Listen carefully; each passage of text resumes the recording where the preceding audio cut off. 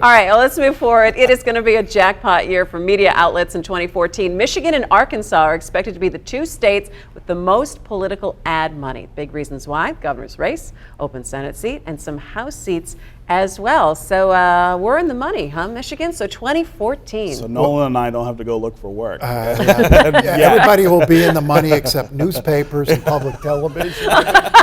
Well, I think that's across the board, right?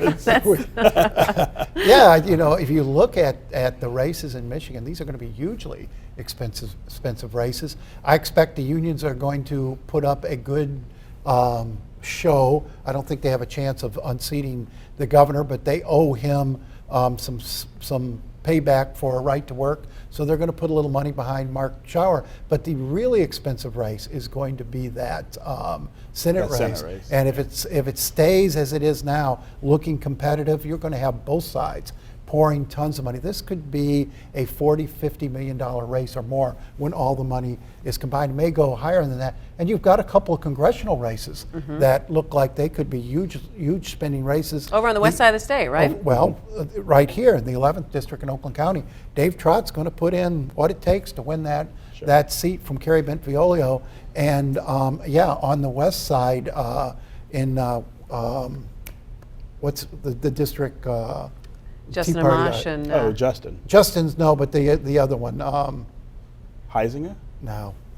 What do you think? Old age, for God's sakes. What are you thinking about? Well, we'll get back. We'll circle back around to that. I want to talk, before we talk about the disgusting amounts of money that's going to be spent in the Senate race, let's talk really quick about the new poll numbers out in the governor's race. Detroit News Poll actually came out 44% for Mr. Snyder over Mr. Schauer, 31%, or it was for you guys, wasn't it? Well, we just ran it. It was a Deno poll, which was interesting because that's a Democratic polling outfit, and it does look like Snyder is, without really even announcing his candidacy yet, is starting to stretch that lead. You know, they put up a candidate Democrats have put out a candidate that has some challenges.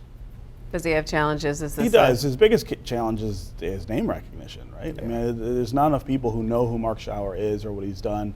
You know, he's from a part of the state where he's not getting a lot of exposure. He's not going to get a lot of exposure until he gets around.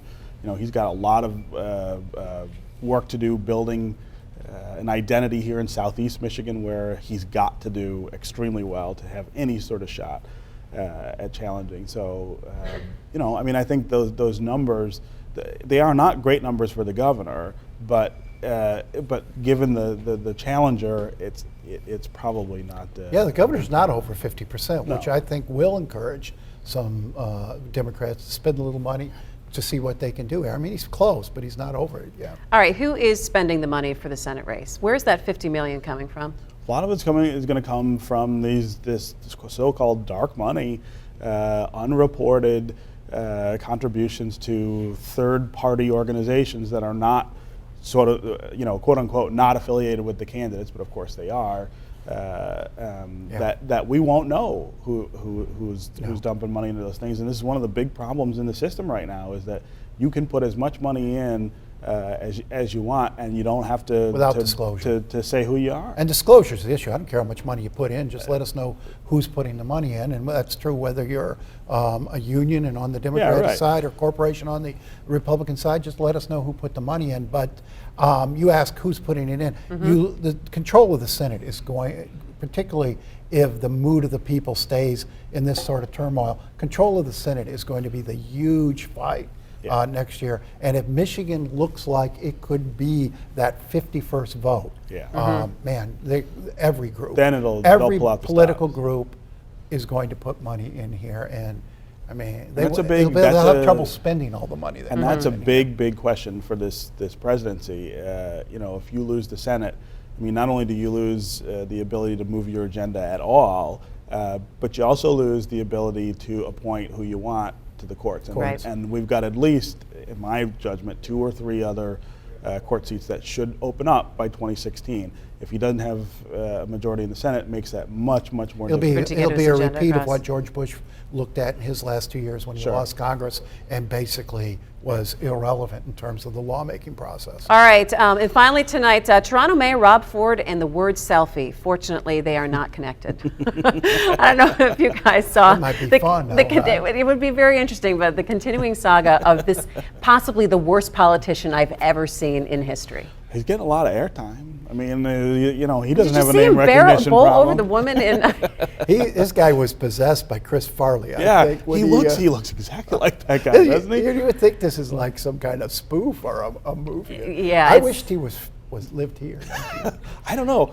Are you kidding me? I'm sitting saying, thank goodness it's would nowhere in would it be Michigan. How more much fun fun would that to cover that than Kilpatrick? I don't know. Which is? I think which he's is livelier than outrageous? Charles Pugh, don't you?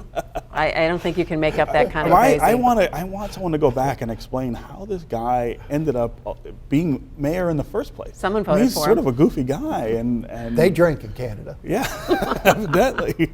All right, and did you see the word of the year from the Oxford Dictionary? Selfie. Let's take one. You Did guys. you take a selfie? I got don't our like phone that here. word. Have you ever taken a selfie? I don't Nolan, like post that it word. on social media? I have never done that. Oh no, Nolan I'm doesn't even know how to afraid work to his see phone. what we're gonna pop up Hell, I here. can't even get my camera up. Here, let's take us one. See? Selfie. Look, So, let's is he do gonna that. turn it around? Okay, get in here. Ooh, that's my finger. How the heck? What the Take it. heck? Get your thumb out of the way. I can't. Where is that thumb? Oh, here. You know what? I You can't put even that let on the you My Week hit page. it. Whose thumb is that? Right there.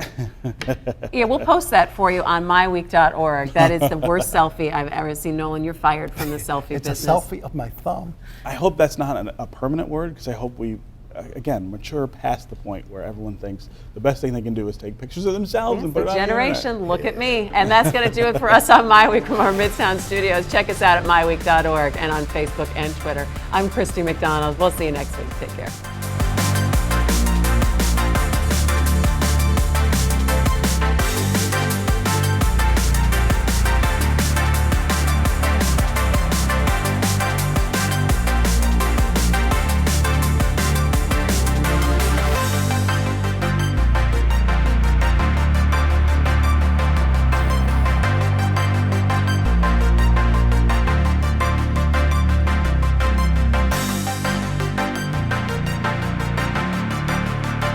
Business Leaders for Michigan is dedicated to making Michigan a top 10 state for jobs, personal income, and economic growth. Learn more at businessleadersformichigan.com.